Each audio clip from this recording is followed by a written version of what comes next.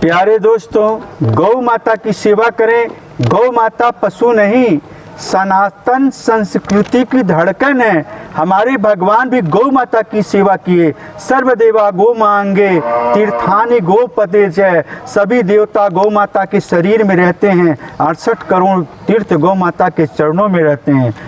गौ दर्शनम पाप नाशनम। जो प्राणी गौ माता का दर्शन करता है उसके पाप नष्ट हो जाते हैं। मित्रों, याद रखो मित्रों, जो प्राणी गौ माता की सेवा करेगा वही भगवान का अतिथि बनेगा। जो प्राणी गौ माता की सेवा नहीं करेगा उसे 28 प्रकार के नरकों में भोगना पड़ेगा। 28 प्रकार के नरकों में पड़ेगा। मित्रों, जो प्राणी गौ माता की सेवा करता है वह माँ के पेट में उल्टा नहीं लटकता, और जो प्राणी गौ माता की सेवा नहीं करता वह माँ के पेट में उल्टा लटकता है। और माँ के पेट जैसा नरक भूतो न भविष्यति। क्योंकि जो बच्चा माँ के पेट में उल्टा लटकता है वह मल मूत्र का पान करता है। जब ज्यादा पानी पी लेती है माँ तो बच्चा चिल्लाता है, हे भगवान मुझे बचाओ, मैं डूब रहा हूँ। और जब ज्यादा तीखा मीठा खा लेती है माँ तो बच्चा कहता है, भगवान मुझे बचाओ, मैं जल रहा हूँ। माँ के पेट जैसा नरक भूतो न भविष्यति। बहुत बड़ा नरक माँ का पेट होता है जिसमें बच्चा उल्टा लटकता है, मल मूत्र का पान करता है, और जब वहाँ से निकलता है तो मित्र 84 लाख शरीरों में भटकता है। तब जाकर उसे भगवान के धाम की प्राप्ति हो पाती है। तब जब मनुष्य शरीर में आता है और अच्छा कर्म करता है तब इन हाथों की शोभा गौ माता की सेवा से बढ़ जाती है। ना कि 1-1 लाख रुपए के कंगन पहन लो, 1-1 लाख रुपए की चूड़ियाँ पहन लो, इससे हाथों की शोभा नहीं बढ़ती। हाथों की शोभा गौ सेवा से बढ़ती है। हमारे भगवान भी श्री कृष्ण जब आए तो गौ सेवा किए।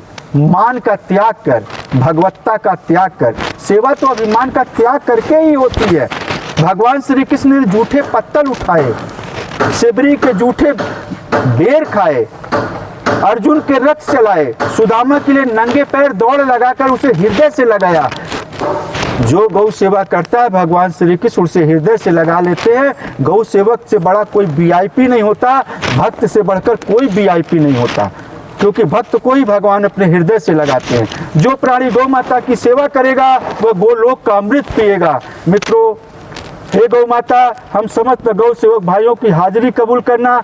जो भाई कारोबार कर रहे हैं उनके कारोबार में धन की बरसात करना, जिससे हम लोग निस्वार्थ होकर आपकी सेवा कर सके, तन और मन से और धन से भी सेवा कर सके। लेकिन जो भाई कारोबार कर रहे हैं उनके कारोबार में धन की बरसात करना। जो नौकरी पेशा है, हे माता, उनके जीवन में तरक्की प्रदान करना, उनके जीवन में खुशहाली लाना, उनके वंश की वृद्धि करना, उनकी जेब माला माल रहे। और हे माता, इतनी कृपा दृष्टि बनाए रखना।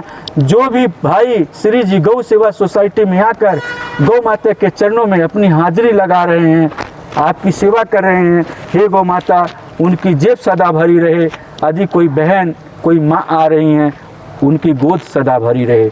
जो प्राणी गौ माता की सेवा करता है उसकी जेब सदा भरी रहती है, और जो बहन, माँ, बेटी गौ माता की सेवा करती हैं उनकी गोद सदा भरी रहती है, उनके वंश की वृद्धि होती है। गौ माता की सेवा कर भारतीय धर्म और संस्कृति की रक्षा करें। याद रखिए मित्रों, जो लोग इस शरीर के साथ उठते बैठते खाते पीते सोते हैं, ज्यों ही जीवात्मा इस शरीर का त्याग करती है, जो लोग आपके साथ खड़े रहते हैं, खाते पीते सोते हैं, उठते बैठते हैं, वही लोग आपके खिलाफ हो जाते हैं और ले जाकर इस शमशान घाट में इस शरीर को जलाकर नष्ट कर देते हैं। तब पता चलता है भगवान की माया क्या है। यदि आप नरक से बचना चाहते हैं, माँ के पेट में उल्टा नहीं लटकना चाहते हैं, तो गौ माता की सेवा कर भगवान श्री कृष्ण का अतिथि बनने का सौभाग्य प्राप्त करें। 28 प्रकार के नरकों से बचें, 84 लाख शरीरों में भटकने से बचें। गौ माता की सेवा कर मोक्ष गति की प्राप्ति करें।